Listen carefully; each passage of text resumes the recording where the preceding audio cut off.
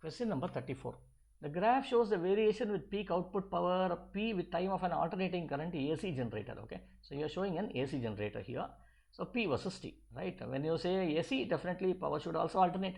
Which graph shows the variation of the peak output power with time when the frequency of rotations decrease? When frequencies decrease. Now to this, let us go with a mathematical approach. Okay, now what we have is, let us say when you have phi, why do you get an output here? The reason is because there is a phi, it is equal to B dot A, which you can write this as BA cos omega t. This is what we have over here, right? Okay, the flux is given by this way.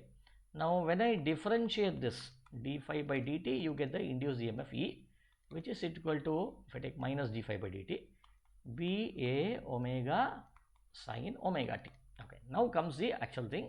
So when you say frequencies decrease, what do you mean by that? Omega is equal to 2 pi f. So when f decreases, omega also decreases, which means your induced EMF should decrease. When induced EMF decreases, power which is given by E square by R, right? V square by R should also decrease, right? Now see, the peaks are something like this. So this peak is not possible, okay, because power should decrease, and this peak is also not possible. Now either of them should be correct. Now once again, now here you see what is the difference between these two. So here you have one loop spans only for 1 second.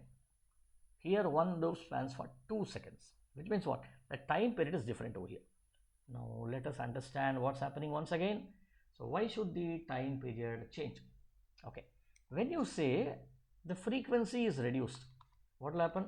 Time period will increase because f is inversely proportional to t, which means in the output also, here if the time period was 1 second here, okay, when the frequency is reduced, then what should happen? The time period should have been more than 1 second here, right? Strictly speaking, time period should be considered for 2 complete cycles. This will be your time period, not for 1 second. This will be your time period. Okay, so if this is your time period for 2 seconds, the output should be more than 2 seconds, right?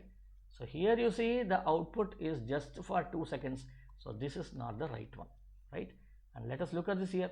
This output is for 4 seconds over here. Okay, so therefore P, this is the right one. C is the right answer for this. If you have any doubts on why should I consider the output to be 4 seconds and why not 2 seconds, just drop a comment in the comment section. I would like to make a new video and explain you why the power's frequency or power's time period is different from that of a normal sine wave. Okay.